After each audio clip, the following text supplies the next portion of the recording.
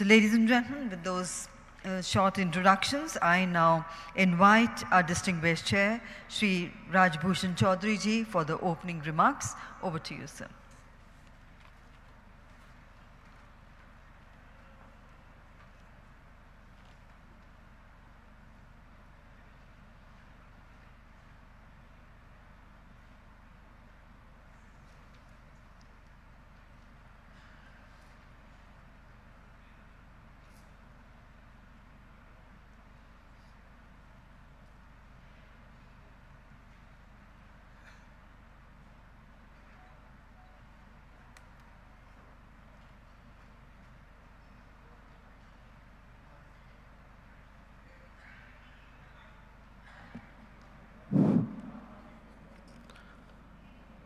आज second all India state water ministers conference 2025 के thematic session पर उपस्थित ऑनरेबल कैबिनेट मिनिस्टर फॉर जल शक्ति भारत सरकार श्री CR पाटिल सर, इस कार्यक्रम में उपस्थित हैं हमारे को चेयरमैन श्री जावेद अहमद राणा साहब, जो honourable minister of Jal Shakti government of Jammu and Kashmir, Shri Ranvir Singh Gangwa साहब, honourable minister for public health engineering government of Haryana, और यहाँ डाइस पर उपस्थित श्रीमान नीरज बबलू जी, जो बिहार सरकार के सम्मानित मंत्री हैं। यहाँ उपस्थित हैं श्रीमान स्वतंत्र Dev Singh ji, honourable minister for जल शक्ति उत्तर प्रदेश सरकार, श्री मॉर्क्यूज एंड माराक साहब, जो ऑनरेबल मिनिस्टर हैं soil and water conservation Meghalaya से।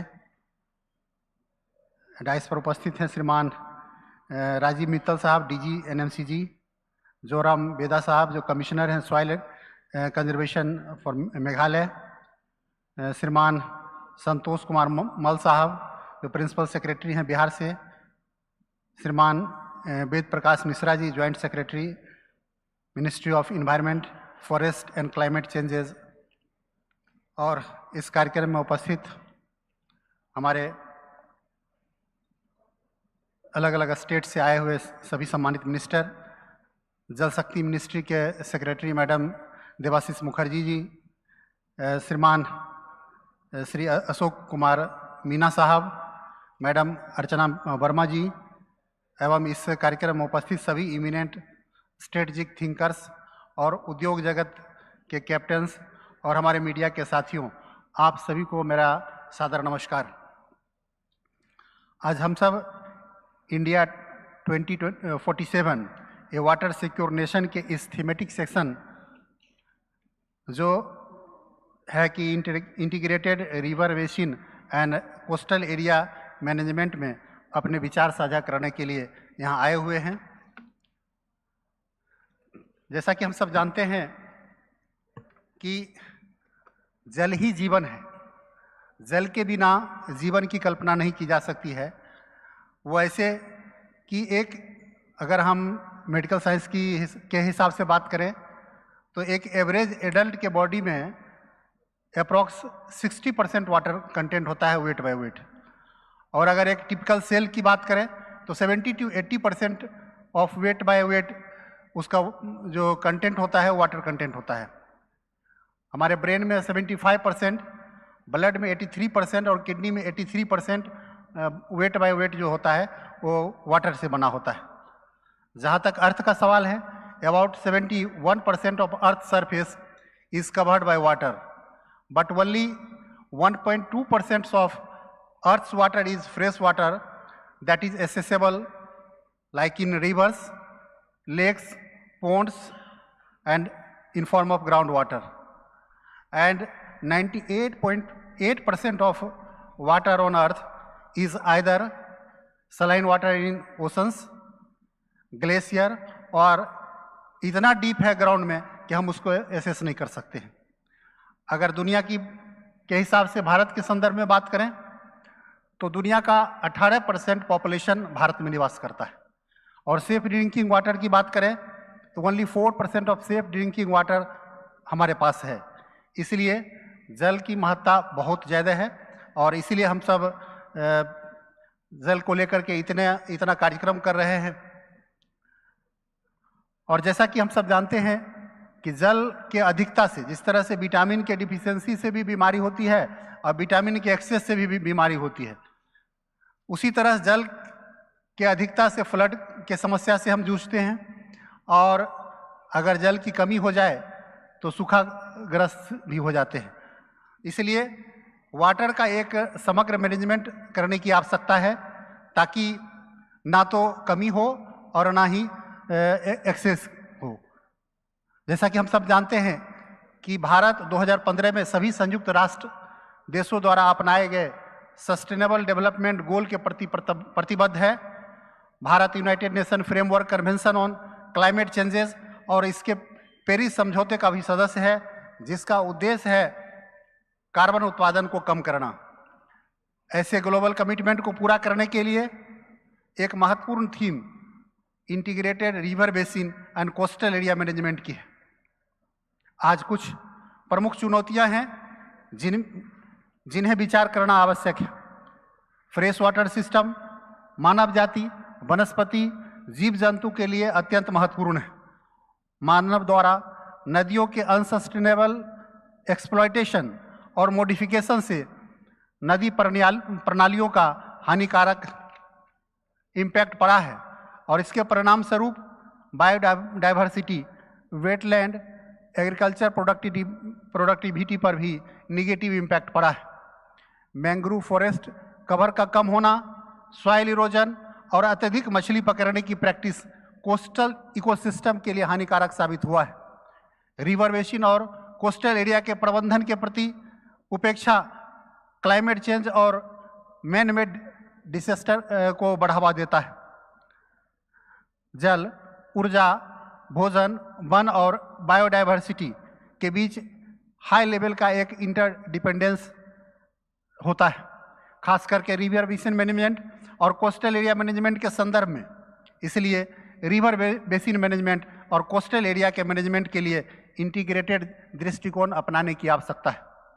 रिवर रिजुवनेशन और रिवर बेसिन मैनेजमेंट की इंटीग्रेटेड और सस्टेनेबल दृष्टिकोण से जल उत्पादकता में सुधार होगा और इसके परिणाम स्वरूप आजीविका, समानता, फूड सिक्योरिटी, पर्यावरण स्वास्थ्य और बायोडाइवर्सिटी में भी सुधार होगा, जिससे सस्टेनेबल डेवलपमेंट गोल को प्राप्त करने में सहूलियत मिलेगी।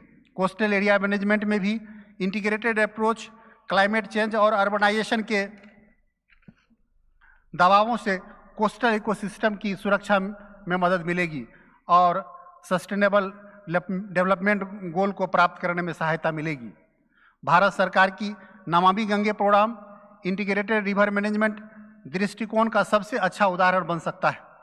यह कार्यक्रम गंगा नदी के व्यापक पुनरुत्थान के लिए एक प्रमुख पहल है, जो प्रदूषण रोकथाम, वेस्ट वाटर ट्रीटमेंट, बायोडाइवर्सिटी संरक्षण, नदी पुनरुत्थान, ग्राउंड वाटर रिचार्ज, सस्टेनेबल आजीविका, एफोरेस्टेशन और जैविक खेती को बढ़ावा देने पर केंद्रित है। इसी तरह राष्ट्रीय नदी संरक्षण कार्यक्रम, नेशनल रिवर कंजर्वेशन प्रोग्राम, जो देश की अन्य नदियों, गंगा के अलावा जो नदियां हैं, उनके लिए कार्यक्रम बढ़ावा देती है। वेटलैंड, बाढ़ नियंत्रण, ग्राउंड वाटर रिचार्ज और बायोडाइवर्सिटी में महत्वपूर्ण भूमिका निभाते हैं। भारत में 75 रामसर साइट्स हैं।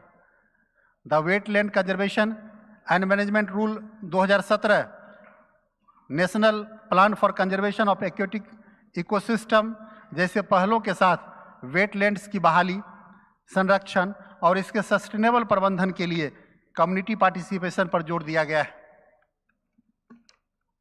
गंगा और यमुना नदियों में अक्सर बाढ़ आने से जीवन और संपत्ति की काफ़ी हानि होती है।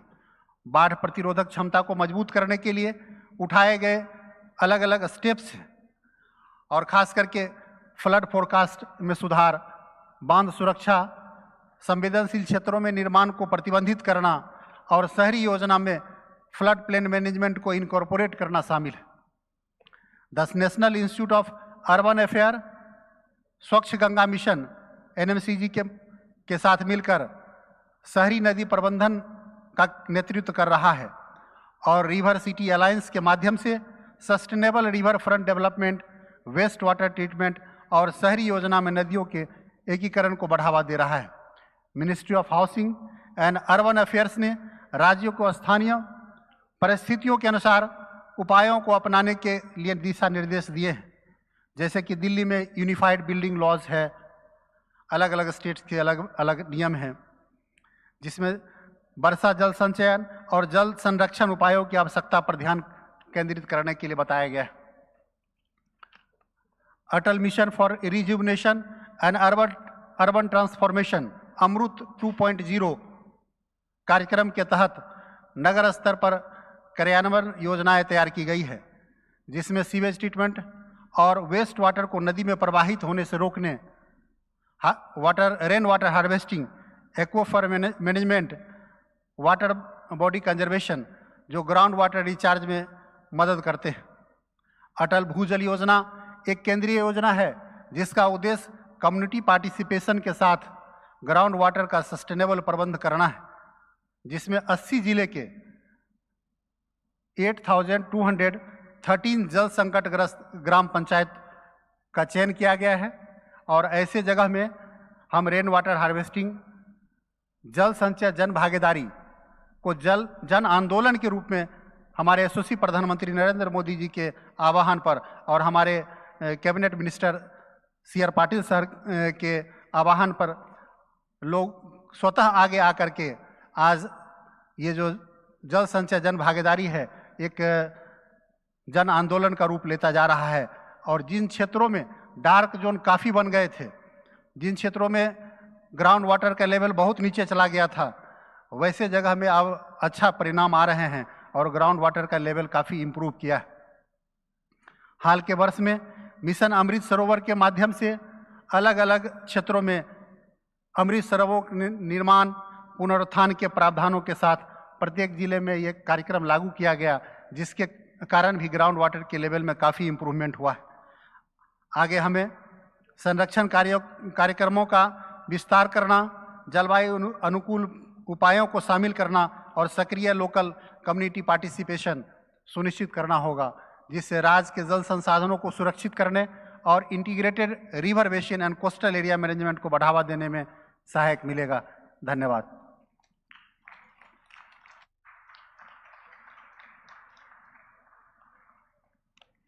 हार्दिक धन्यवाद सर।